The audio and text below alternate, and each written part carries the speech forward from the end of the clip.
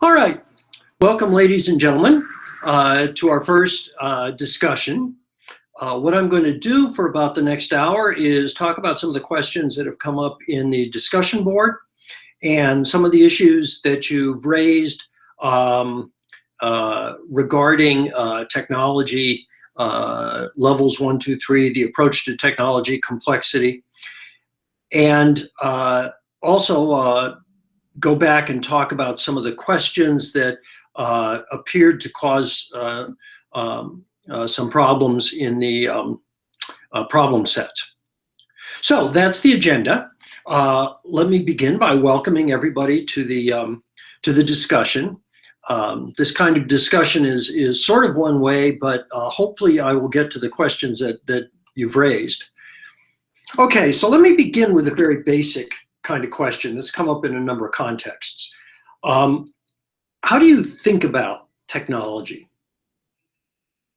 Well, so let's approach it from this perspective. Technology is, particularly as it gets out in society, is a very complex system. I can hold a piece of technology, let's say, for example, a pencil. And in itself, it's an artifact, it's a thing, it's relatively easy to address. But as it gets out in society, as it enables writing, as it enables literacy, as it enables written records, those sorts of things, technology becomes a much more complex system. And so when we think about the question, how do we think about technology? What we're really asking is, how do we think about a complex system?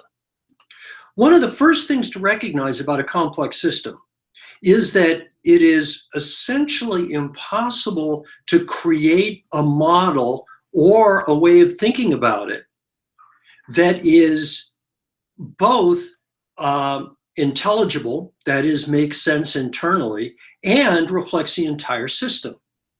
A complex system is always more complex than we can understand. To get an idea of this, take a large city, New Delhi, Beijing, New York, and think about water.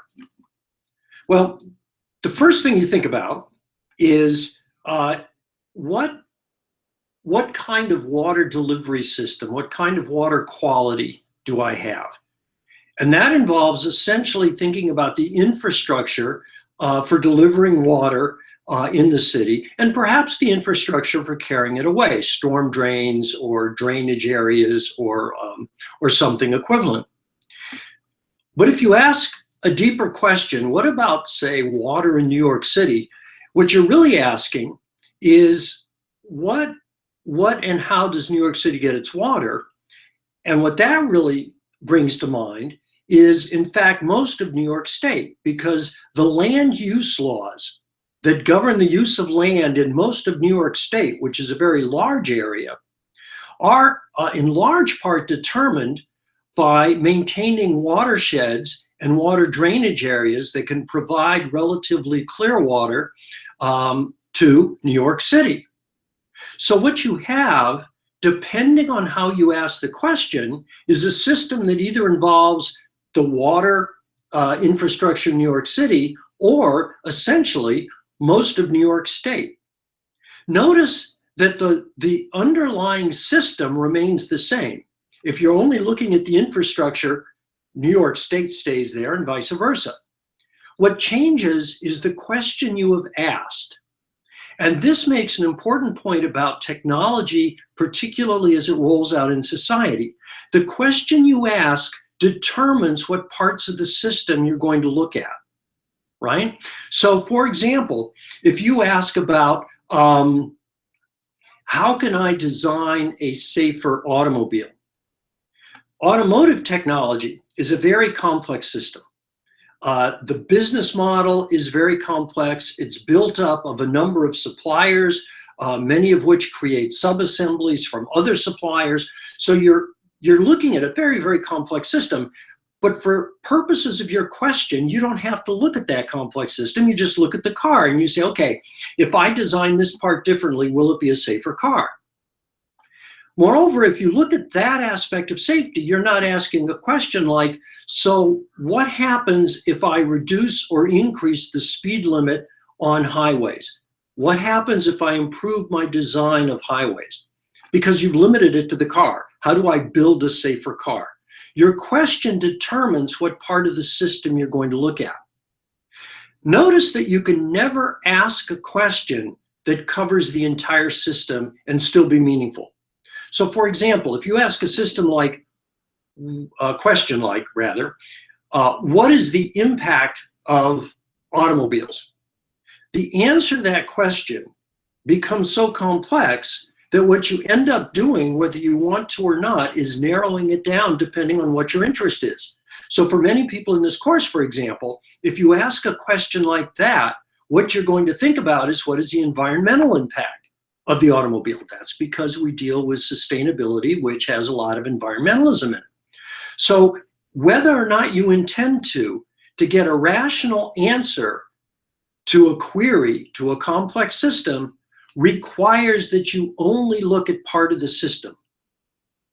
Put another way, that means that looking at a technology as it is operating in society, in culture, inevitably is too complex to answer, to provide a simple answer to what is technology.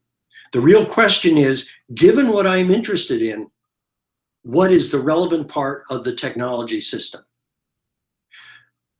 This is a little bit like models.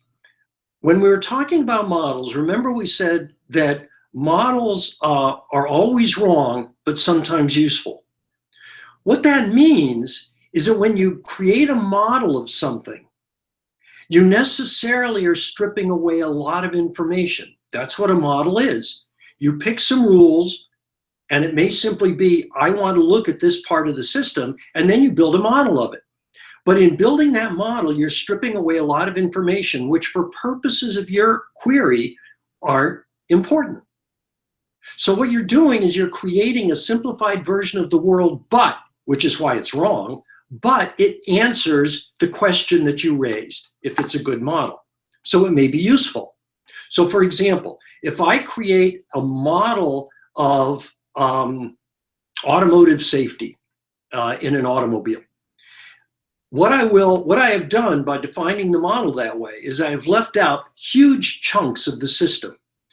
Even if the automobile isn't changed, can I make the highway design safer? Even if the highway design is safer, can I make bridges safer? Can I make the fuel delivery system safer?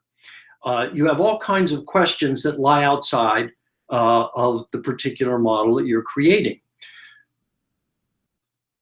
To put it a little more generally, any perspective on a complex system, including technology, that is intelligible, that you can understand, that makes sense, is necessarily partial and incomplete. That means you can never understand the full complexity of a technological system. What you can do is ask intelligent questions, and then from those questions, figure out intelligent things to do with the system. But you can't ever totally understand it. So the first thing you should ask if somebody says something like, what do you think about technology, is what aspect of it are you interested in? What part do you want me to think about? Because that will determine what part of the complex system you're interested in. And that's how that works. This is a very, very important point. And it's an important point not just about complexity, but about the way to think about these highly complex systems and what we can know or not know about them. This idea that the way you deal with complex realities is by stripping away information until you get to the point where it's simple enough that you can use it. This is an idea that is very, very broad. It applies to technology systems. It applies to political systems. It applies to cultural systems. It even applies to the way your brain is structured. So for example, most of you think when you look out of your eyes that you're seeing a reality out there. but you're not. What you're seeing is a model that has been constructed by your brain. What your eyes do is take in an enormous amount of information about your ambient environment. But that's way too much information. So the first thing that happens is that you lose a lot of that information, even at the level of your eyes. So for example, when you look out on a typical evening, you see certain patterns of gray, light, dark, but you don't see in the infrared. You don't see in the high UV. So already your sensory system has stripped away an enormous amount of information about the radiation in your environment. Then, as your eyes feed into higher levels of your brain, further processing goes on. Not all of it in your, matter of fact, most of it doesn't occur in your conscious brain. What happens is your unconscious brain applies algorithms and rules to it that further simplify the amount of information. And the reason is that even if I limit the sensory input by the way that your eyes are designed, as you go further up the chain, that's still too much information. So I've got to strip away more information. Now, some animals, like, for example, birds of prey, can see very, very well. They can see better than humans, for example, at different tasks. What this means is more of their brain is devoted to visual input. Because our brain is limited, every brain is limited, if I were to give you far better visual capabilities, I would necessarily be taking it from some other processing function. So that means that because of the limitations of your brain, I have to strip away information from the visual input until I get it down to a point where you can understand it. And part of the way that happens is that the higher brain provides models that help to provide rules that help to model the input that your eyes are sending up. This is why illusions work. If you think of any famous illusion, what happens is we say your eyes are tricking you. Well, they're not tricking you. What happens is your brain has rules, and in this case, what we've found is the edge of that rule, where it doesn't necessarily apply effectively. But don't forget, your brain evolved to be good enough, not to be perfect. And so one of the ways it does that is by creating models which for almost all situations work. But as in the case of illusions, we can find situations where they don't. Your brain is a brilliantly devised tool, but just like the question, what is technology? What it's doing is creating a model for you to work on. So in some ways, you can never perceive the real world, ever. But what you can do is you can use models that are good enough to behave in it ethically and responsibly, and that's what we do with technology. We never completely understand what technology is doing, but we can understand enough so that we can interact with it responsibly, rationally, and ethically. And that's as good as it gets. All right, so what are some of the other questions that came up? Well, one of the questions, shifting gears a little bit, was on the question of sustainable chemistry versus green chemistry, and why are they different?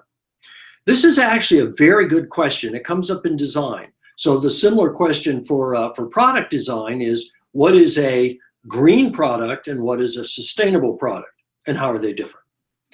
And there's a simple answer to that, and then there's, of course, a more complex answer. The simple answer is that sustainability includes environmental perspectives, but goes beyond it to include social and economic perspectives. So that's the famous triple bottom line. Many people at this point would add a fourth to that, which would be culture. Society and culture are not the same things. So you would have, for example, social good almost never includes art or music or the aesthetic capabilities of an individual or a community. So let's say you have four legs to the sustainability stool. You have environmental, you have social, you have cultural, and you have economic. Green chemistry or green product design only looks at the environmental. It assumes that the other parts are already done or are done someplace else. So that's why it's different. And one of the reasons this comes up is that if you only look at one particular aspect of design, then necessarily there are going to be times when what you want to do can be done and times when it can't. And that's important because that's one of the differences between sustainable design and green design. Let me give you an example. This would be 15 years ago now, at AT&T, when I worked at AT&T and was in charge of our Design for Environment and Industrial Ecology programs, we looked at 30 or 40 products, and we used a streamlined life cycle assessment tool, basically a matrix, and we evaluated these products. And we came up with basically two items that appeared in many of our products, both the ones we produced and the ones we brought in as subassemblies. And that was that they all tended to use too much packaging and that they all tended to use lead solder. Green design in both cases indicated A, that you should get rid of packaging, and B, that you should get rid of lead solder. So in the first case, we could do greener designs.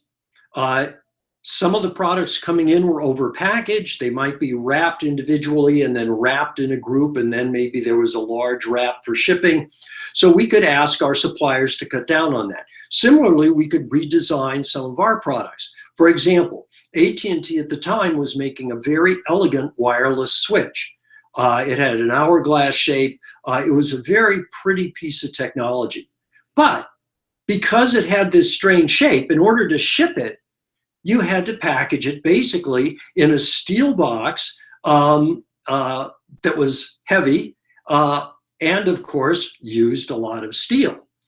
So what we did was, unfortunately for our designers, because they liked pretty design, they liked elegant design, but we had to redesign the outside of the switch. Didn't change the switch at all, but we redesigned the outside so that we didn't need to use all of this steel in the packaging, and we could use reinforced packaging that was much more environmentally friendly. So in that case, we could do green design to a large extent. And so in that case, we could use the advice that came out of green design techniques. But lead solder was a different matter. It turns out that lead solder, for all that it sounds like a fairly mundane technology, was actually very, very good at what it did. In order to use different kinds of solder, we would have to redesign fundamentally the products that we were using and the manufacturing processes that were part of that product. That was a much, much longer task, and it had other implications. For example, if we moved away from lead solder, there were other solders we could use, but we couldn't use any of those in applications that required high quality. So for example, you couldn't use these solders in a satellite or in a remote location that you couldn't service easily because they would fail too much. And obviously, if you're building a $100 million satellite and it fails because you use some kind of inferior solder for the purpose, that's not a really good idea. Among other things, it wastes all the other activities and materials that went into the satellite. So in that case, we could not do green design.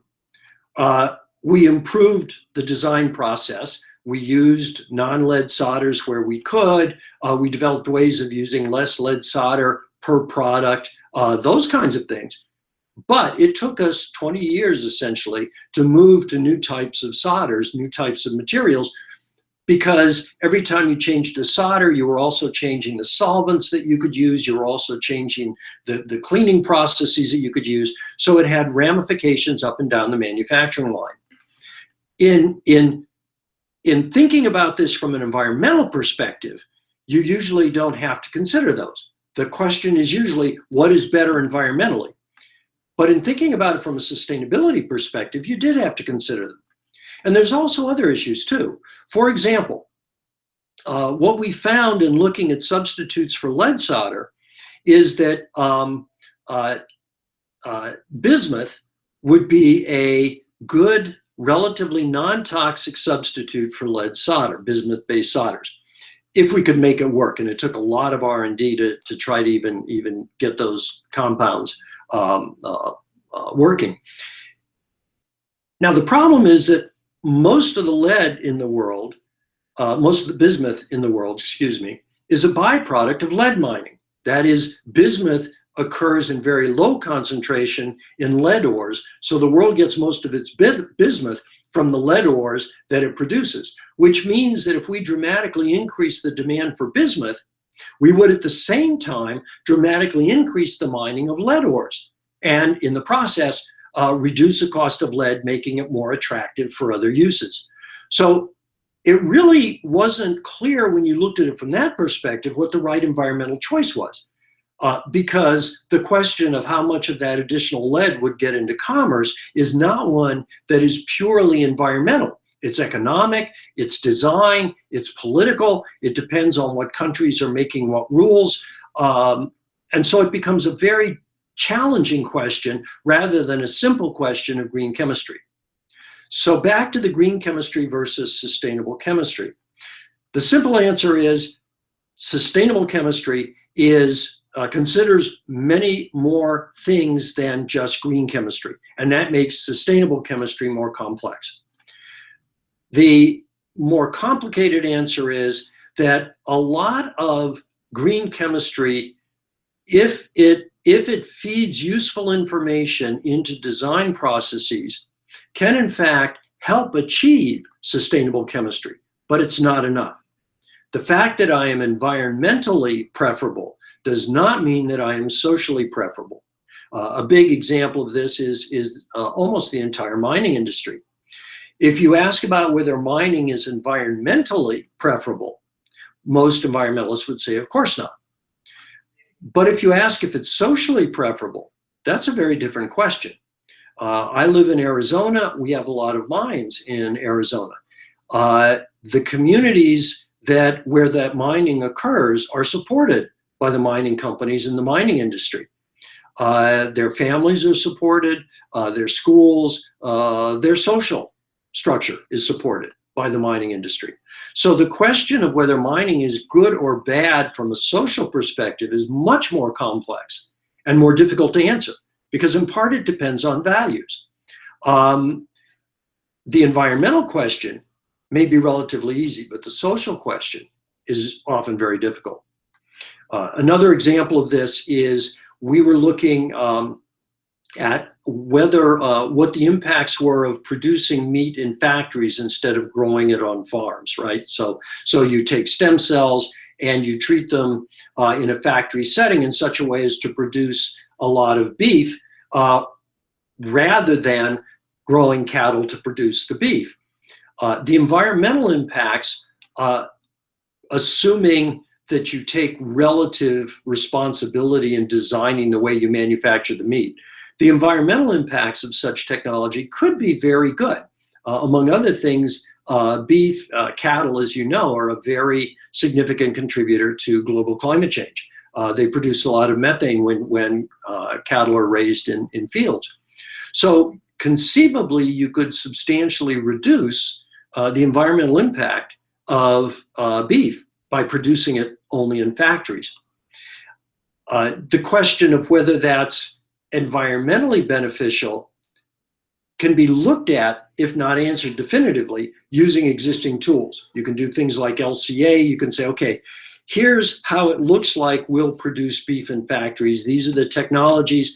Here's the energy consumption. Here's where we can make improvements. So you can look at it from almost a quasi-engineering perspective if you're looking for environmental impact. But if you're looking for the social impact of producing beef in factories, that's way different. Among the questions that come up, what's going to happen to all the areas around the world that produce beef today? Suppose I come up with factory beef that's cheaper than beef raised on the hoof. What happens to all those people? What happens to all those farms? What happens to all the supply companies that supply materials to all those farms? What happens to the employment? It could free up a lot of land to produce, for example, crops for biofuels. But it could also mean that a lot of people get hurt in the process. What's our plan for taking care of them? Because obviously it's not their fault if the technology suddenly switches. And what are the politics of it? Is a large and fairly wealthy beef growing industry, global beef growing industry, going to let you actually implement this technology without trying to sink it at every turn? All of our experience in the past is that existing technologies try to stop new technologies that they perceive as threats, no matter how good the technologies may be for the environment or anybody else. And that's because they're acting in their self-interest, right? There's nothing wrong with that. So, for example, in the United States, the barge companies that were at the time the reigning freight movement companies tried to stop the railroads by demanding that they could never be allowed to build bridges over navigable waterways. So in other words, if you were a railroad, you could take product between two rivers, but you couldn't cross a river. That was their idea. And that actually went to the Supreme Court of the United States because they were trying to stop the technology.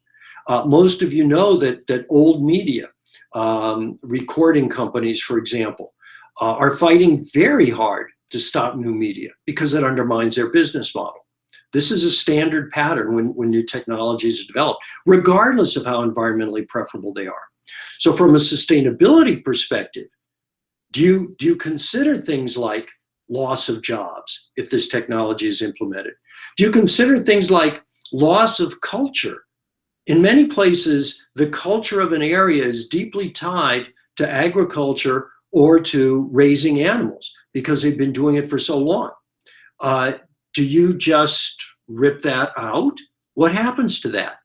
What are the impacts of these technologies on, for example, countries that are trying to develop by growing their agricultural sector? If I can make food in a factory more cheaply than they can grow it, what happens to their chances for development?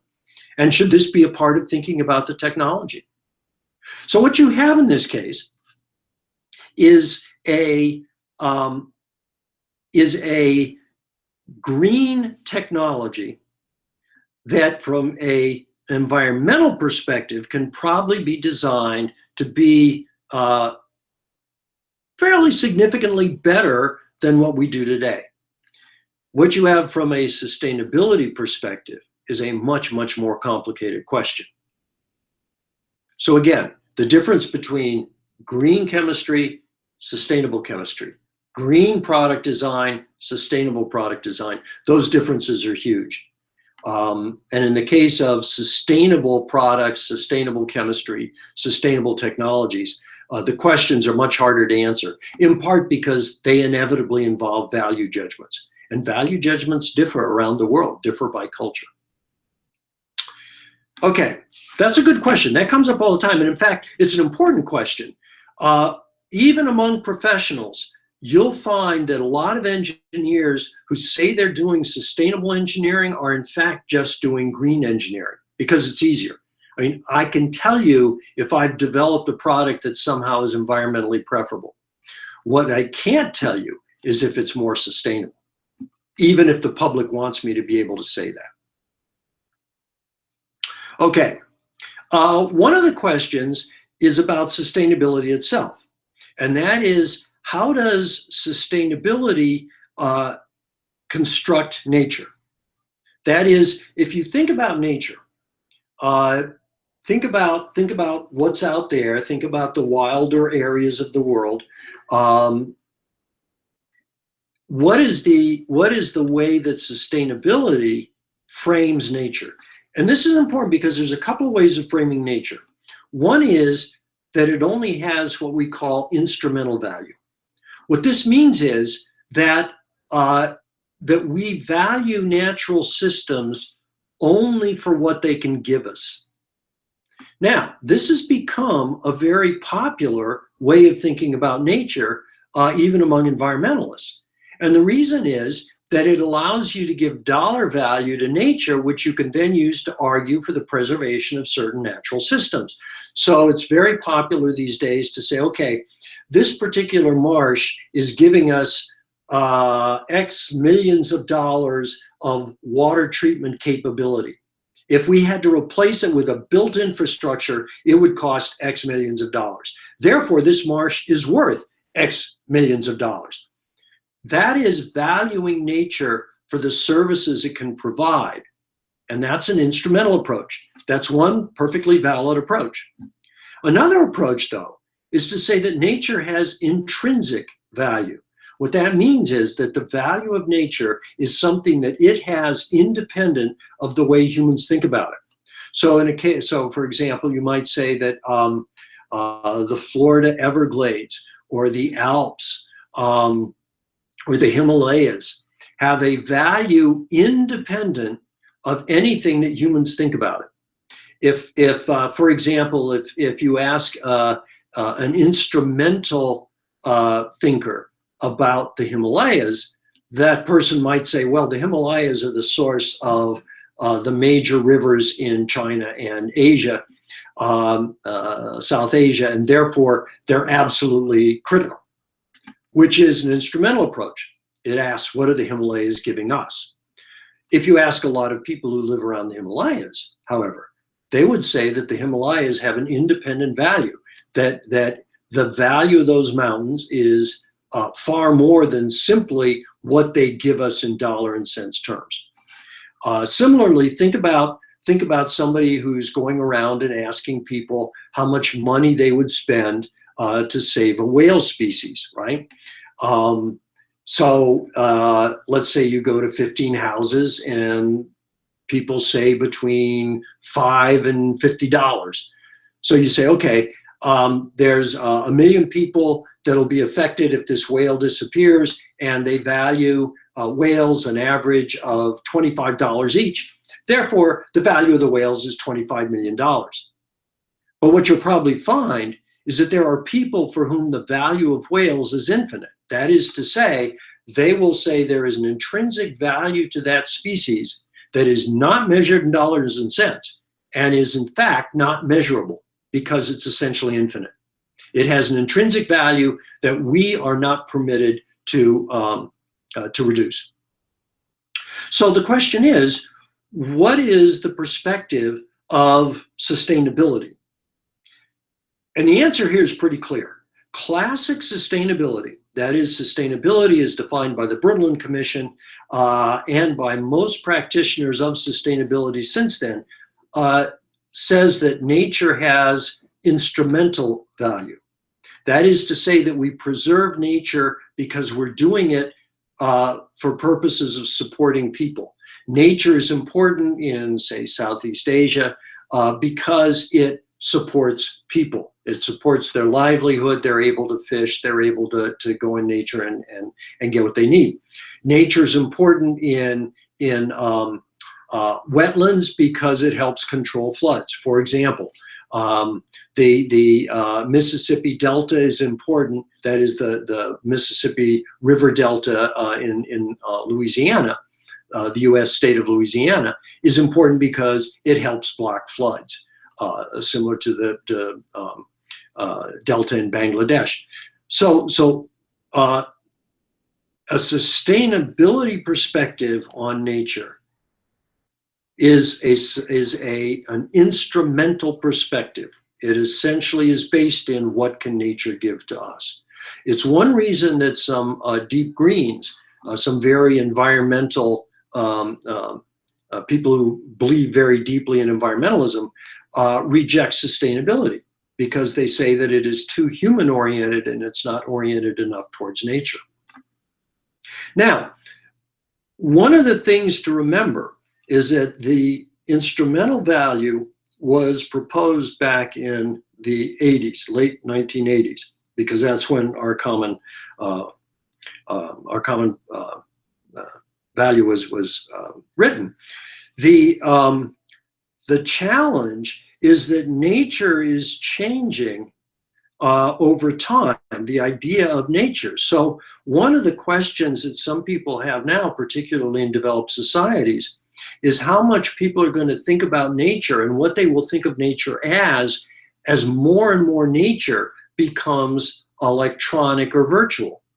That is to say, what is the effect, for example, of Pokemon Go? As you learn to combine the artificial aspect of the game with what's actually out there, how does that change the way you think about nature? Do you begin to think about nature as something that in fact is completely subject to human design, just like the Pokemon Go figures are? So that augmented reality and other forms of reality begin to suggest that nature, as nature, is less important, isn't really real. That nature is in fact something like everything else about the world that we can simply design. This is going to be a much more common perspective on nature, because more and more people are realizing that we live in the Anthropocene, that in fact most natural systems, phosphorus cycle, nitrogen cycle, carbon cycle, water systems, atmospheric systems, that's why we're worried about climate change after all, that all these systems are increasingly determined and affected by human activity at all scales. Now, it doesn't mean we know what we're doing, but it does mean that those are no longer out there nature, that those are in fact part of the space that we're designing. So that gives you a third perspective on nature, which is not picked up in traditional sustainability or in traditional environmental ethics. And that is nature as a design space construct, so that nature becomes simply a part of the human world. So that's the third perspective that you need to think about as you think about sustainability, because sustainability often looks backward. That is to say, it doesn't spend a lot of time thinking about emerging technologies or about the world as it is today. It tends to look backwards to worlds to ideas and concepts that were framed 20 or 30 years ago, maybe more. The idea that you need to think about things looking forward is relatively new for sustainability, but increasingly important. So that would be my comment on nature. For purposes of this course, just remember that nature, as sustainability thinks about it, is instrumental, not intrinsic value. All right. So some questions about complex systems came up. And what exactly, how exactly do evolving systems work in this landscape? Think of two opposite poles for systems. In the first case, there's complete chaos. Nothing is connected to anything else. It's all kind of bumbling around, and there's no links between nodes.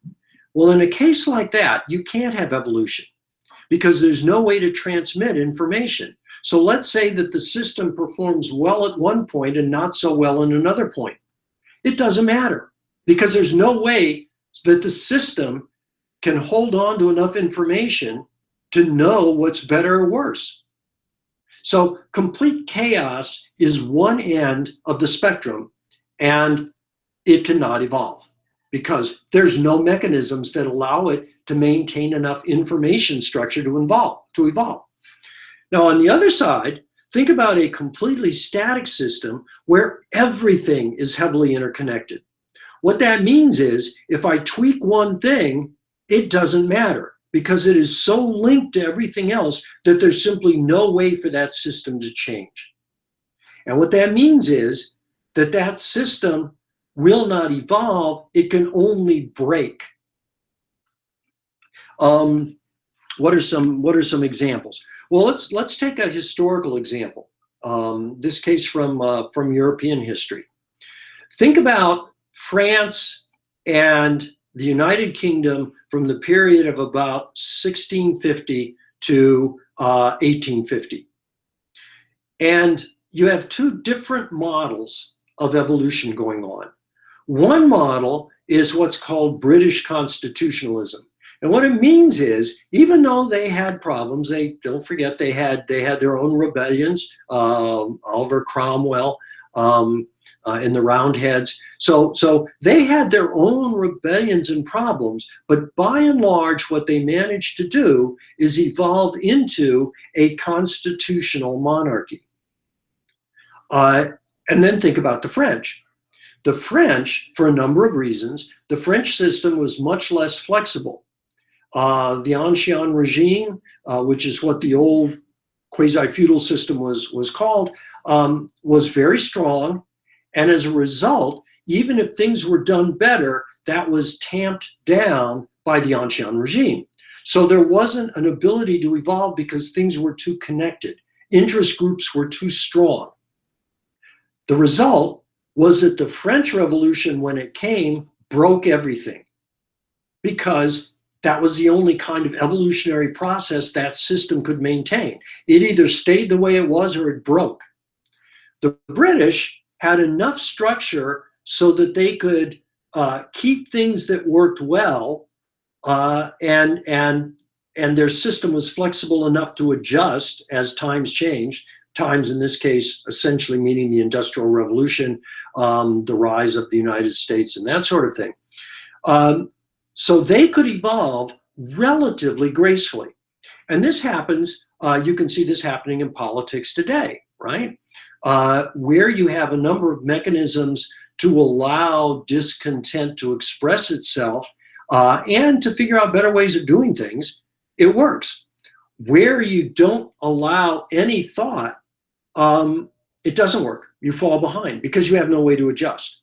An example of a society that couldn't adjust because it was too tied together, adjustment was too difficult, was Spain in the 1400s through 1600s, the most powerful country in Europe, and yet it was unable to evolve the same way that, say, the British were evolving, even though the British were small potatoes compared to the Spanish at the time.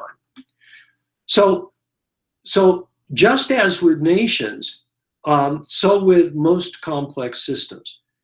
If it's too chaotic, they can't evolve. If it's too structured, they can't evolve. So what complexity theorists like to talk about is that successful systems live on the boundary of chaos. They live at the edge of chaos.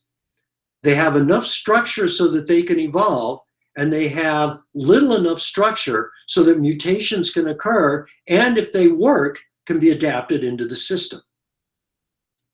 So again, the idea is that if you're too rigid, you can't evolve. If you're too chaotic, you can't evolve.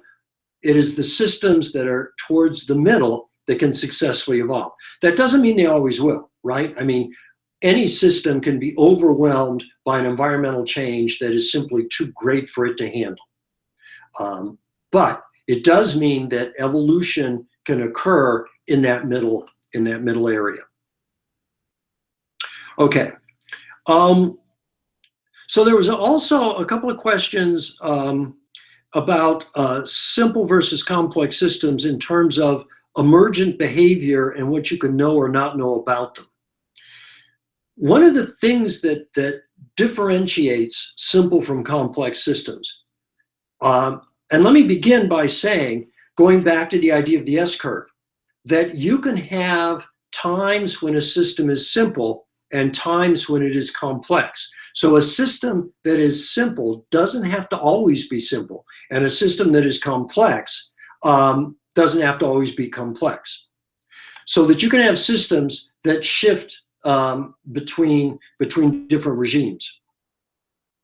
That said, there's some really fundamental differences when you think about simple systems and complex systems. One is the role of cause and effect. If you look at a simple system, you can see things like cause and effect work. Simple system, what's a simple system? So I'm hungry, I eat, I'm no longer hungry. That's a relatively simple system. The underlying system may be complex, but we're looking at the system at the level of functionality of my hunger, and that's pretty simple. I'm hungry, I eat, and then I'm not hungry. I'm sleepy, I sleep, and then I'm not sleepy. We're used to thinking in terms of simple systems. If you think about the way your brain works, if you think about the way you think about the world, you'll realize that cause and effect is a very common way for us to try to understand how systems work. We often, in fact, try to impose cause and effect ideas on very complex systems. You can see that in politics all the time, right? I mean, you'll have a very complex system, like, well, for example, the complexities of globalization combined with terrorism, combined with the European Union and some of the issues that the European Union has around immigration and the euro.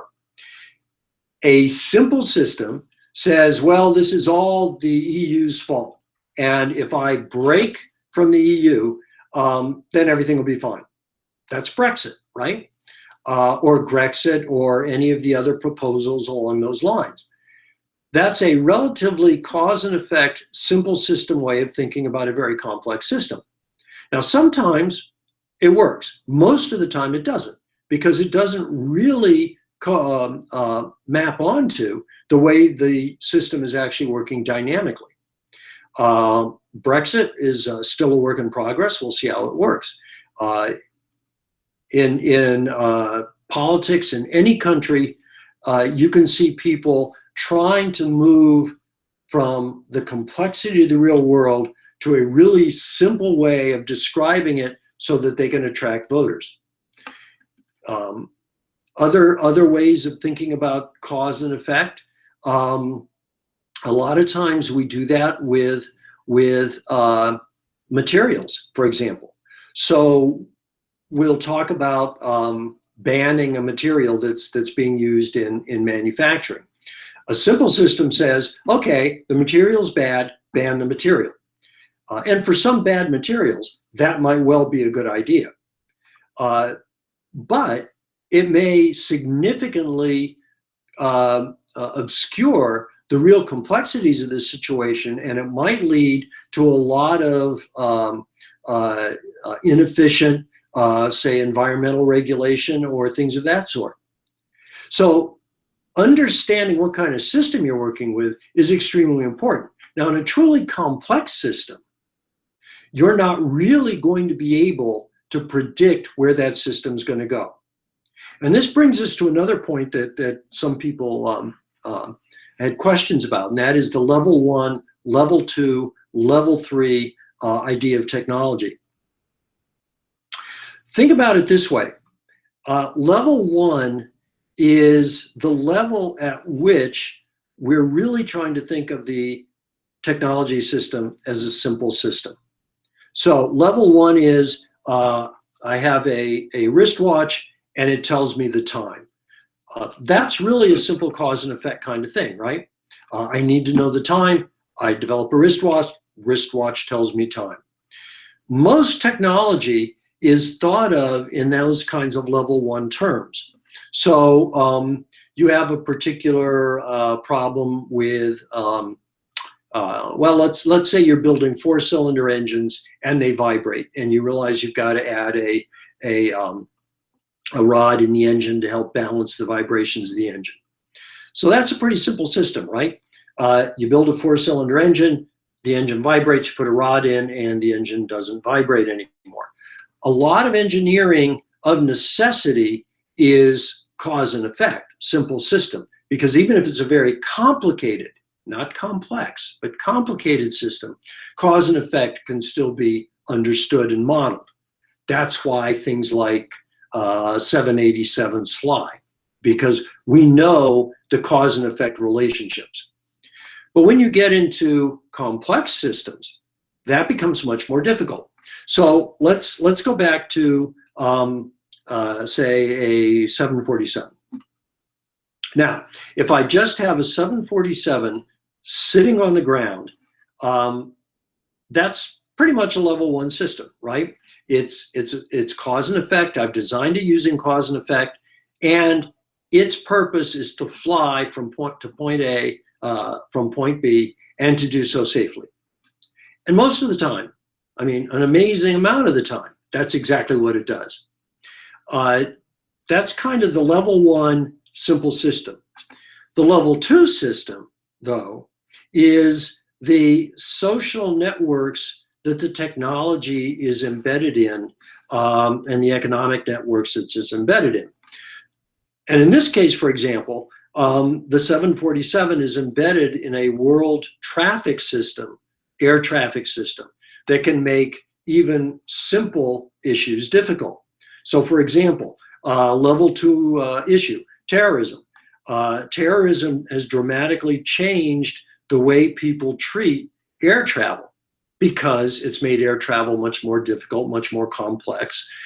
Some people call it security theater, but it's changed the way that airplanes are designed, are flown, the preparation that goes into screening luggage, screening passengers, and necessarily, if you're going to use a 747 in the real world, it's embedded in those networks. So those are level 2 kinds of implications. Now, notice that cause and effect doesn't necessarily flow from those. So, for example, although let's take the terrorism challenge, there's a lot of discussion, constant discussion, about how best to try to ensure the security and safety of air travel. It's not an easy yes or no answer. There's no necessary cause and effect. What has caused some airlines to be really safe? Is it the security measures? Probably in small part. Some cases, perhaps large part, depending on how effectively they're done. Is it simply that you've made it hard enough to do any kind of attack on an airliner that it's easier to attack other softer targets? The old joke about I don't have to run any faster than you, than the bear, I just have to run faster than you. The joke is, for those of you that haven't heard it, 2 people are hiking in bear country, and they're afraid of being attacked by a bear. And the first one says, I really don't know if I can outrun a bear. And the second one says, I don't have to outrun the bear. I just have to outrun you. And that's the point, right? I mean, the point is, you're never going to make anything completely secure, but you may make it secure enough so that the targets of opportunity lie elsewhere. So that's level 2. And because of those complications, cause and effect and those kinds of relationships break down. But you can still sort of see how the system works. Then you get to level 3, which is much more complex. Level 3, for example, with jet aircraft might raise questions like, what has been the impact on beautiful but remote ecosystems that we wanted to protect of enabling global tourism through the use of jet aircraft? That is to say, how much has Boeing 747, Airbus 380, whatever, contributed to environmental degradation? And you say, well, it's contributed, but it's not a direct relationship. Because among other things, if everybody were really poor, then it wouldn't matter if you had 747s or 380s. Nobody could fly them. So then the remote areas wouldn't be impacted. So you have to say, well, okay, so a certain amount of economic development has to go along with 747s or 380s to generate this kind of impact. And that gets you into some very, very fuzzy areas where cause and effect no longer applies. And in fact, what you find with most technologies of any power at all is that they're not capable of being predicted. People like to predict that some technologies will do this than that, but we really can't predict them. We really don't have the data. And in fact, even if we had a lot more data than we have, it's not clear that they're predictable, because these systems are so complex and the interrelationships so difficult that what you really have is coevolution rather than any kind of predictability. So for example, could you have predicted, well, let's take a different example. Let's look at, say, the human body. And let's say that I give you little piles of all of the elements that are in the human body. So you end up with 20 or 30 little piles, carbon, and here's nitrogen, and well, a pile of something that represents nitrogen. And here's sulfur, here's phosphorus, here's calcium. So you have all these little piles around you, and somebody says, "Wow, what is that?" You say, "Well, that's a human being," but of course, it's not a human being. It's a set of elements that, if you combine them in a certain way, is going to constitute eventually a human being. But the human being is an emergent property of all of these little piles. That is to say, just from looking at those piles, you could not predict a human being. And to make it even better, let's say those little piles represent exactly what's in me. From those little piles, you couldn't predict me. You couldn't predict the fact that, say, I would speak English instead of Swahili or Mandarin. You couldn't predict what I would be thinking.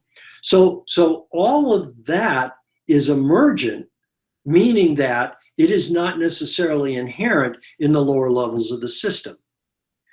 As you get more and more into emergent behavior, it gets harder and harder to predict. And of course, the way technology works in the real world is emergent behavior. How do we know it's emergent? Well, because if you could predict it, companies would be a lot richer, right? Who could predict, and in fact, nobody did, that Twitter would be successful? When Twitter first came out, everybody thought it was a joke. So you write things 140 characters long? That makes sense. How? And yet, of course, Twitter is a very popular product right now. Uber, which is one of the largest companies in the world at this point. Who would have predicted that simply saying, okay, what I'll do is I'll build an app, and it'll mean that you can get a car when you want it, and this individual will drive you to where you want to go, and you pay him just the same way maybe you'd pay a cab. Who would have predicted that that would be a $90 billion company and that they would be working on autonomous vehicles? Autonomous vehicles is another example. Among the things that one might want to think about as a scenario with autonomous vehicles is the fact that in many places, one of the most common jobs is driving for other people. Sometimes driving cabs or personal transportation, sometimes driving commercial vehicles, sometimes driving long-haul vehicles, sometimes flying cargo planes or passenger planes. All of these functions may be automated, and there's a number of companies, particularly with cars, that are working on it already. Who's going to think about the impact of that on jobs? What happens if you hollow out a huge chunk of jobs? The answer is, well, they go other places.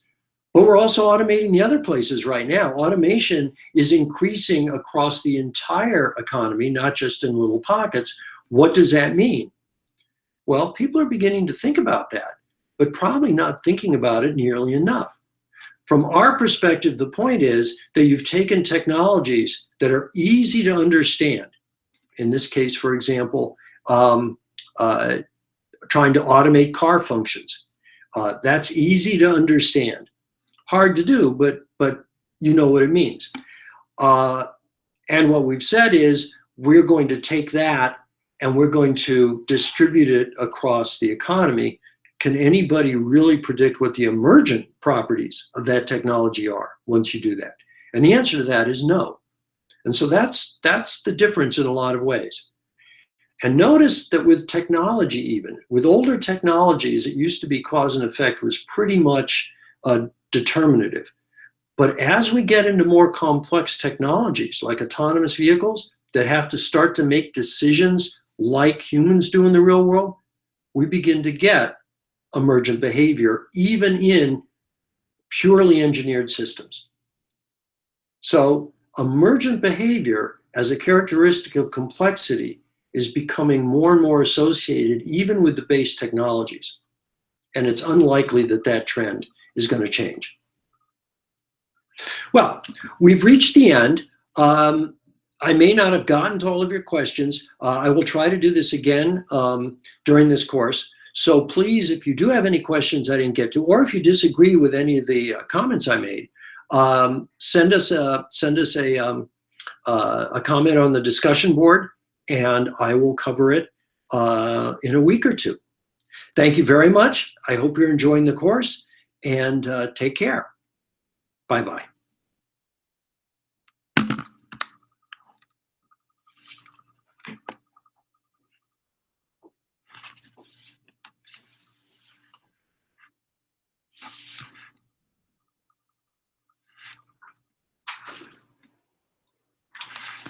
So is this stopping?